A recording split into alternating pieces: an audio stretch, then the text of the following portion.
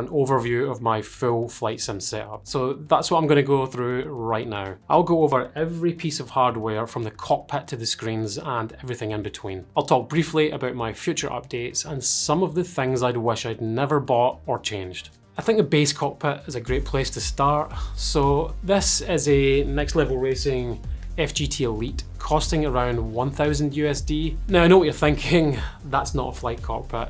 And no, it's not. I came from racing simulation a few years back. When I decided to take my flight sim a little more serious, well, the racing gear got ripped out of the cockpit, but the cockpit was so versatile, it seemed like a no-brainer to keep it. Along with that, I have an ES1 sim racing seat. You can get one of these for about $300. It's an amazing sim racing seat, but it does just as well in any flight setup.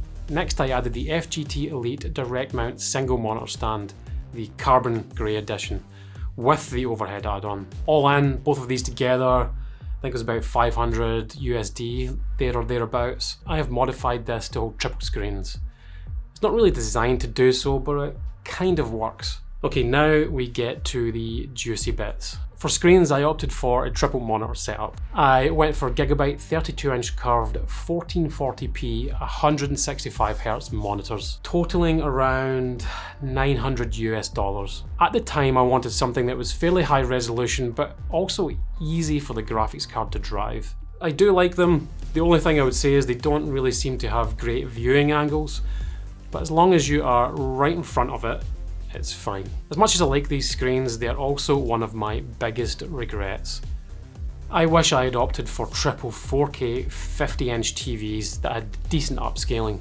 I could have run a 1440p signal to them until I could afford a higher end PC. It would have just left me in a better position going forward. I do also have this little LG 29-inch ultra-wide on the overhead, and I think I must have paid around 150, maybe 130 USD at the time. To be honest, I might get rid of this. I don't really use it all too often, but it does look pretty cool. Now I have the monitors out of the way, I want to touch on what I'm actually trying to build here, as it directly affects what I've purchased along the way. I'm trying to build a sim pit that can fly both commercial, GA, and military style jets over a few different sims. Flight Simulator, X-Plane, DCS and IL-2. I've picked and placed my electronics in such a way that I can fly all of these sims without really changing much on the cockpit. I wanted to keep it pick up and play as much as possible. Some people may not agree with this, but it was important to me. So let's start with the commercial and GA electronics. I have the Honeycomb Alpha yoke as a centerpiece. You can pick one of these up for around 280 USD. I've done a full review on this, so check that out if you're interested. It's a great yoke, and its only rival is the Thrustmaster Boeing Edition yoke. I've coupled the yoke with the Honeycomb Bravo throttle quadrant, again around 280 USD. Seemed like the best idea at the time, and that holds true to this day. The Bravo throttle quadrant allows me to easily modify it for different types of planes, and you can also get third-party add-ons like the ProDesk Sim citation levers. My only gripe about the throttle quadrant is that the autopilot buttons are a little small. However, the yoke was designed to be desk mounted, not mounted lower down like I have it. For rudders, I bought the TM T-Flight rudder pedals. You can get these for around 130 US dollars. Now these are a budget option. When I first started in Flight Sim, I treated the rudder pedals like an afterthought. How wrong was I? The more experience I get, the more I realise that this was a big mistake. These T-Flight pedals are okay for what they are, they do the job, but I have since felt what high-end rudder pedals are like, and they don't really compare. If anyone has any rudder pedal recommendations, please shout out in the comments.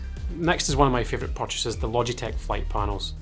I have both the autopilot panel and the basic switch panel with a gear lever, and I think I picked these up for around 170 USD. I'm sure I got some sort of sale on Amazon. Yeah, I got them for a little cheaper than they normally are. These are great little additions. They may be looking and feeling a little old, but there's just something about controlling the plane with physical knobs and switches that just makes everything feel amazing. Let's move on to the military jet style electronics now. One of my best purchases has to be the Thrustmaster Warthog stick and throttle. Now it's pretty expensive, I think it was about 600 USD. That was after the initial price hike.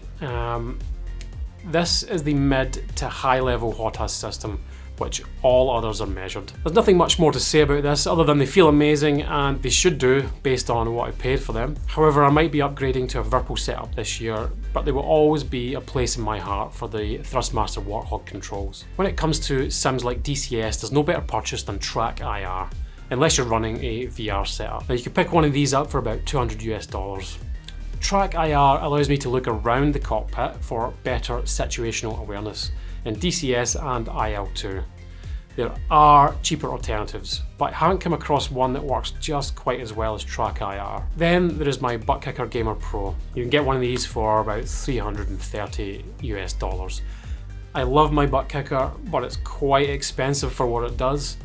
The new software is pretty good, but at the time they only had support for Microsoft Flight Simulator, and DCS is in the works soon. It adds a lot of immersion, but there are now other options out there like Next Level Racing's HF8. This brings me on to my one-wing combat ready and takeoff panel. You can pick one of these up, or both of these up, for about 300 USD together, combined. I love these, I really do.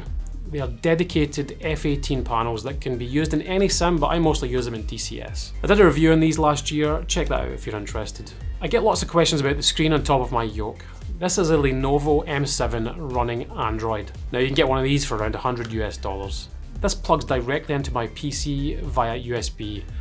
I then run software I've downloaded from Google Play Store like Sim Dashboard or DCS UFC. These apps are great for displaying telemetry data from the sim itself, definitely a neat little addition. So I talk a lot about screens, joysticks and yokes. But one of the most important things with Flight Sim is the audio. I much prefer the sound I get from a good set of headphones than speakers. For my audio, I'm using the Razer Black Shark 2 Pro headphones, just running over a wireless USB audio transmitter. The headphones are nicely finished, they have a nice sound quality and are very comfortable for long periods in the sim. One of my best purchases. So to tie all of this together, there's the PC, the brains of the operation. This is what I'm running. A custom built 9th gen Core i5 with an NVIDIA RTX 3070. Now, the PC is getting a little bit old, it's a few years old now. Back in the day when I bought it, it cost around 2,500 USD, there or thereabouts. Now this is where my immersion bottleneck starts. I have all this amazing sim gear, but my PC is really struggling. With Microsoft Flight Simulator running triple 1440p monitors at medium settings, it's just not enough for me. I now know what the sim looks like at high-end and ultra settings after trying out Microsoft Flight Simulator on an EK gaming PC, and it blew my mind. I will be looking to upgrade the processor and the graphics card this year, but at the current prices it's just a little bit out of reach. Ideally, a 13th gen i7 coupled with a 4080 is what I'm kind of thinking. I'd be keen to hear from anyone that has any thoughts on this, as building PCs isn't really my thing, and I'm not sure it's even the right time. You know, maybe I should be waiting until later in the year. All in, I've spent just over $8,000, a few other bits and bobs that I've bought and sold over the past year. The next upgrade coming soon is of the Virpil kind. Make sure you check back for that review when it comes in the next few weeks.